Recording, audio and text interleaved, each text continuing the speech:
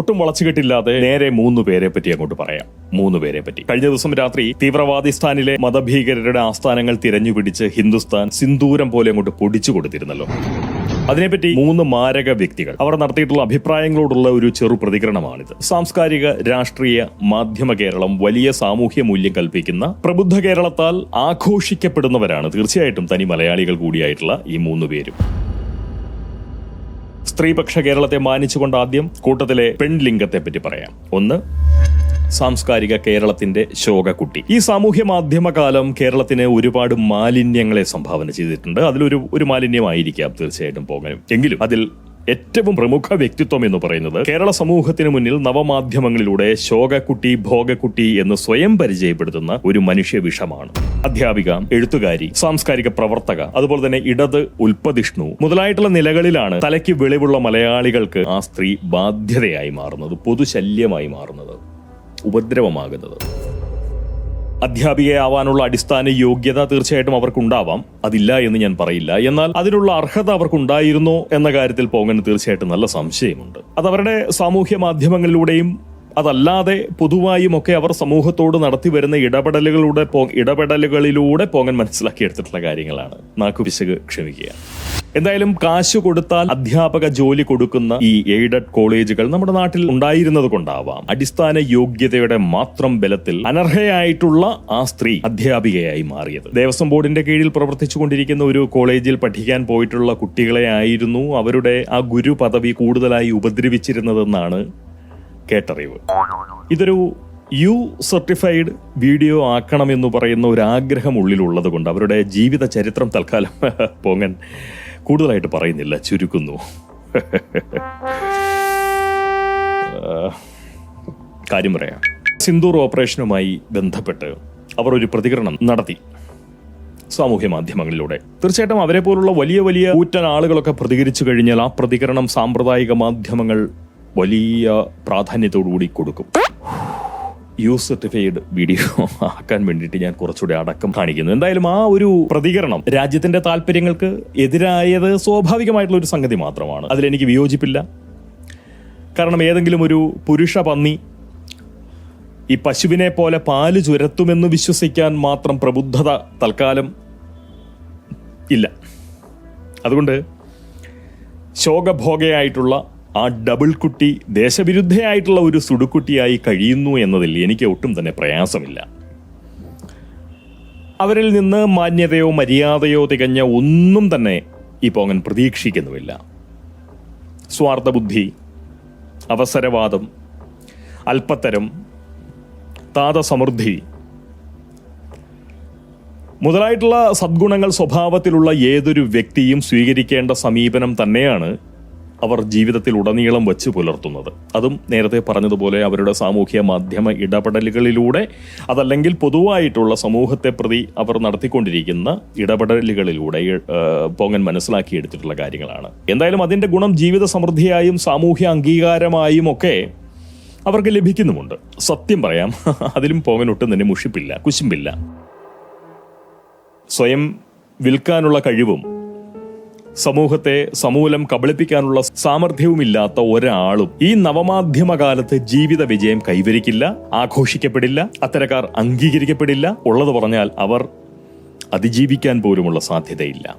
അവർക്ക് അതിജീവിക്കാനുള്ള സാഹചര്യം പോലും സമൂഹം സൃഷ്ടിക്കുന്നില്ല. ഈ ശോകക്കുട്ടി ഭോഗക്കുട്ടിയേക്കാൾ സർഗസിദ്ധിയും ഭാഷാശുദ്ധിയും ആശയസമ്പത്തും സാമൂഹ്യബോധവും പൗരബുദ്ധിയും ദേശക്കൂറും സ്വഭാവവൃത്തിയുമൊക്കെയുള്ള പലരെയും പോകന് നേരിട്ടറിയാം. അവരാരും വളർന്നു കാണുന്നില്ല. അവരെയൊക്കെ വളർത്താനുള്ള വലിപ്പം ഈ പോങ്ങനുമില്ല. അതുകൊണ്ട് ശോകഭോഗ കുട്ടിയുടെ വളർച്ചയിലോ സാമൂഹ്യ മൂല്യത്തിലോ എനിക്ക് തർക്കമോ നീരസമോ ഒന്നുമില്ല. എന്നാൽ ഇന്നലെ അവർ സ്വന്തം ദേശവിരുദ്ധതയെ ന്യായീകരിക്കാൻ വേണ്ടി കൂട്ടുപിടിച്ചത് മാനവികതയെയും മനുഷ്യനെയുമാണ്. അത് പോങ്ങൻ ഒട്ടും തന്നെ അംഗീകരിക്കില്ല. കാരണം അവർ അംഗീകരിച്ചാലും ഇല്ലെങ്കിലും, അവർക്ക് ബോധ്യമുണ്ടെങ്കിലും ഇല്ലെങ്കിലും, ഞാനും മനുഷ്യവർഗത്തിൽപ്പെട്ട ഒരാൾ തന്നെയാണ്. എനിക്കുമുണ്ട് എന്റേതായിട്ടുള്ള അളവ് മാനവിക ബുദ്ധി. അതുകൊണ്ട് തന്നെ മനുഷ്യൻ എന്ന പദവും മനുഷ്യത്വം എന്ന് പറയുന്ന വികാരവും അല്ലെങ്കിൽ മനോഭാവവും സ്വന്തം സുടുദാസ്യ വൃത്തിക്ക് മറവ് തീർക്കാനും അതുപോലെ തന്നെ ദേശദ്രോഹ ബുദ്ധിക്ക് കുടപിടിക്കാനും ആ സ്ത്രീ ഉപയോഗിക്കുന്നതിനെ തീർച്ചയായിട്ടും പോങ്ങൻ എന്നാൽ കഴിയുന്ന വിധം എതിർക്കും. ആ എതിർപ്പാണ് ഈ സംസാരം. എന്റെ എതിർപ്പ്, എന്റെ പ്രതിഷേധം, അത് എന്റെ സഹജീവികളെ അറിയിക്കുക എന്ന് പറയുന്ന ഒരു തോന്നൽ, അല്ലെങ്കിൽ അതൊരു എൻ്റെ ഒരു കടമയാണ്. നമ്മൾ ഓരോ വ്യക്തികളും അത്തരം രീതിയിൽ ഇന്നത്തെ സാഹചര്യത്തിൽ ഇതുപോലെ ഇത്രയും ശക്തമായിട്ടുള്ള സാങ്കേതിക സാഹചര്യം അനുവദിച്ച് തന്നിരിക്കുന്ന കാലത്ത് തീർച്ചയായിട്ടും നമ്മൾ ഓരോ വ്യക്തികളും നമ്മുടെ പ്രസക്തിയെക്കുറിച്ച്, ഈ സമൂഹത്തിൽ നമുക്ക് എന്ത് പ്രസക്തിയുണ്ട് എന്നുള്ളത് ആലോചിക്കേണ്ട കാര്യമില്ല. നമുക്ക് നമ്മുടെ അഭിപ്രായങ്ങൾ പറയണം. അതാണ് ശരിയായിട്ടുള്ള പൗരബോധം, സാമൂഹ്യ ബുദ്ധി. അതിന്റെ വെളിച്ചത്തിലാണ് ഞാനിത് പറയുന്നത്. ശരിക്കും പറഞ്ഞാൽ മനുഷ്യജാതിയിൽപ്പെട്ടവർക്ക് ജനിച്ചു എന്നല്ലാതെ മറ്റൊരു ബന്ധവും ഈ സ്ത്രീക്ക് മനുഷ്യരുമായി ഇല്ല.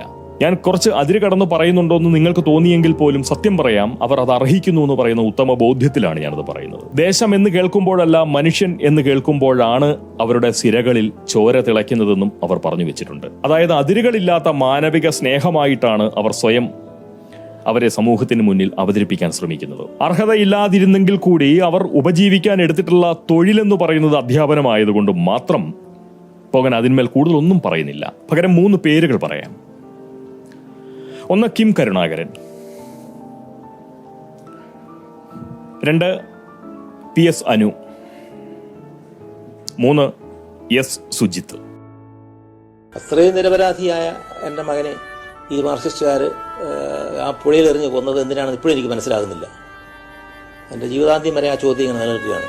ഏതാണ്ട് 3 പതിറ്റാണ്ട് മുൻപ്, കൃത്യമായി പറയുകയാണെങ്കിൽ 1996 സെപ്റ്റംബർ മാസം 17-ാം തീയതി ഇവരെ 3 പേരെയും SFI പരിഷകർ പമ്പയാറ്റിലിട്ട് കല്ലെറിഞ്ഞ് മുക്കിക്കൊന്നു. എന്റെ അറിവ് ശരിയാണെങ്കിൽ കിം കരുണാകരനും അതുപോലെ PS അനുവും തീർച്ചയായും S സുജിത്തും മനുഷ്യ കുഞ്ഞുങ്ങൾ തന്നെയായിരുന്നു എന്റെ അറിവിൽ.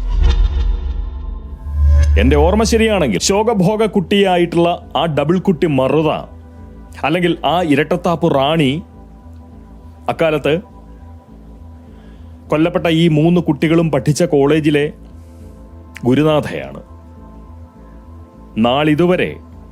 നാളിതുവരെ മാനവിക സ്നേഹിയായിട്ടുള്ള, മനുഷ്യനെന്ന് കേട്ടുകഴിഞ്ഞാൽ ചോര തിളയ്ക്കുന്ന, സിരകളിൽ തിളയ്ക്കുന്ന ആ മൂദേവി സ്ത്രീ, അവർ ഈ കുട്ടികളെപ്പറ്റി സാമ്പ്രദായിക മാധ്യമങ്ങളിൽ എന്നല്ല, സാമൂഹ്യ മാധ്യമങ്ങളിലോ അല്ലെങ്കിൽ സ്വന്തം ഫേസ്ബുക്ക് പേജിലോ അവിടെ പോലും ഒന്ന് പരാമർശിച്ച് കണ്ടില്ല ഈ കുട്ടികളുടെ പേര്. ശരിക്കും ജീവിതത്തിൽ ഒറ്റപ്പെട്ട് എൻ്റെ മോനില്ലാതായപ്പോഴത്തേക്ക് എനിക്കത് ആലോചിക്കാൻ പോലും വയ്യാതായി.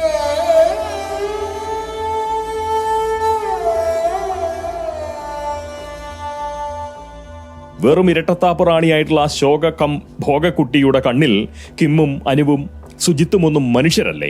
സംശയിക്കാനെന്തിരിക്കുന്നു? അല്ല, ഒട്ടുമല്ല. ആ 3 കുട്ടികളെയും കല്ലെറിഞ്ഞു കൊന്ന എത്തപ്പൈക്കാരായിട്ടുള്ള യമരാജന്റെ മക്കളാണ് ഭോഗക്കുട്ടിയെ സംബന്ധിച്ച് മനുഷ്യർ. അവരാണ് മനുഷ്യ കുഞ്ഞുങ്ങൾ. എത്ര തിരക്കാണെങ്കിലും ഞാൻ യാത്രയാക്കണം, ഞാൻ നിന്ന് യാത്രയാക്കാൻ പോകുന്നവരെ ഞാനവിടെ നിൽക്കണം. അന്നും ഞാൻ 2021 അവരുടെ ആ കുട്ടികളുടെ കൊല്ലപ്പെടൽ കഴിഞ്ഞിട്ട് കൊല്ലം 25 കഴിഞ്ഞു. 25 കൊല്ലം, 1/4 നൂറ്റാണ്ട് എന്ന് പറയുന്ന നാഴികക്കല്ല് താണ്ടിയിട്ട് പോലും അവരെ പറ്റി ഒരു വരി ഈ ഭോഗക്കുട്ടി കുറിച്ചിട്ടില്ല. ഒരു വരി. വലിയ മനുഷ്യസ്നേഹി, ഒരു വരി കുറിച്ചിട്ടില്ല. ചുംബനം, സാദാഭോഗം, വൃദ്ധരതി മുതലായ കാര്യങ്ങളിലൊക്കെ അങ്ങോട്ട് ചിട്ടപ്പെടുത്തിയിട്ടുള്ള രചനകളായിരുന്നു അവരിൽ നിന്നും അക്കാലത്ത് വ്യാപകമായി പുറത്തു വന്നുകൊണ്ടിരുന്നത്. ഈ സ്വന്തം ജനനേന്ദ്രിയത്തിൽ നാനാജാതി മതസ്ഥർക്കായി ലിംഗപ്രവേശന വിളംബരം നടത്തുന്ന കുറിപ്പുകൾ ഫേസ്ബുക്കിലൂടെ തട്ടുന്നതാണ് പരിഷ്കൃത ബുദ്ധമായിട്ടുള്ള സാമൂഹ്യ പ്രവർത്തനം എന്നാണ് ഈ ഭോഗക്കുട്ടിയുടെ വിചാരം, എന്നാണ് പോങ്ങന്റെ വിചാരം. അവരങ്ങനെ വിചാരിക്കുന്നു എന്നാണ് പോങ്ങന്റെ വിചാരം. കാരണം അവരുടെ സാമൂഹ്യ മാധ്യമ ഇടപെടലുകൾ, അല്ലെങ്കിൽ നേരത്തെ പറഞ്ഞതുപോലെ പൊതുവായിട്ടുള്ള ഈ സമൂഹവുമായി അവർ നടത്തി വരുന്ന ആശയവേഴ്ചകൾ, അതിൽ നിന്ന് മനസ്സിലാക്കാൻ കഴിഞ്ഞത് അങ്ങനെയാണ്. അങ്ങനെ ഒരു വിചാരം അവർ വെച്ച് പുലർത്തുന്നുണ്ട് എന്ന്.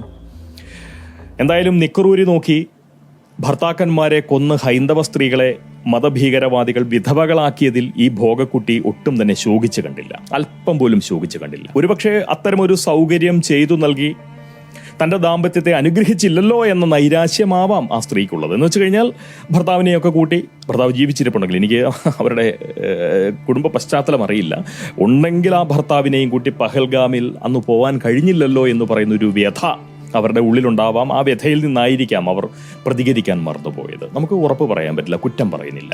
വൈധവ്യത്തെ വരെ സാധ്യതയാക്കി മാറ്റുന്ന മനസ്സിനെയാണല്ലോ അവരൊക്കെ പുരോഗമന മനസ്സെന്ന് വിളിക്കുന്നത്. അങ്ങനെയാണ് പോകൻ വിചാരിക്കുന്നത്.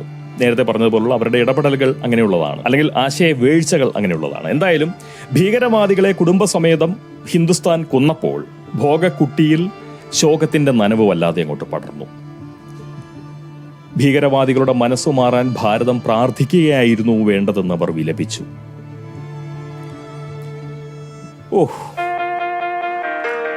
പോകാനൊന്നേ പറയാനുള്ളൂ. പാകിസ്ഥാനിലെ ഏതാനും ഭീകരവാദികൾ ചത്തുപോയി എന്ന് കരുതി നിങ്ങൾക്ക് ഭോഗദാരിദ്ര്യം നേരിടേണ്ടി വരില്ല മഹിളാമണിയെ. പേടിക്കണ്ട. നല്ല ഒത്ത ഒരു പാക് ഭീകരവാദിയുടെ അതേ മനോഭാവവും ലിംഗപ്പൊരുത്തവുമുള്ള അതുമ്പ ലിംഗർക്ക് ഈ ഹരിത കേരളത്തിൽ യാതൊരു ക്ഷാമവും വരില്ല ഒരു കാലത്തും. അതുകൊണ്ട് മനുഷ്യത്വത്തെയും മാനവികതയും കൂട്ടുപിടിച്ചുകൊണ്ട് സ്വന്തം അധമബുദ്ധിക്ക് മറ തീർക്കാൻ നിൽക്കരുത്. മേലിൽ 2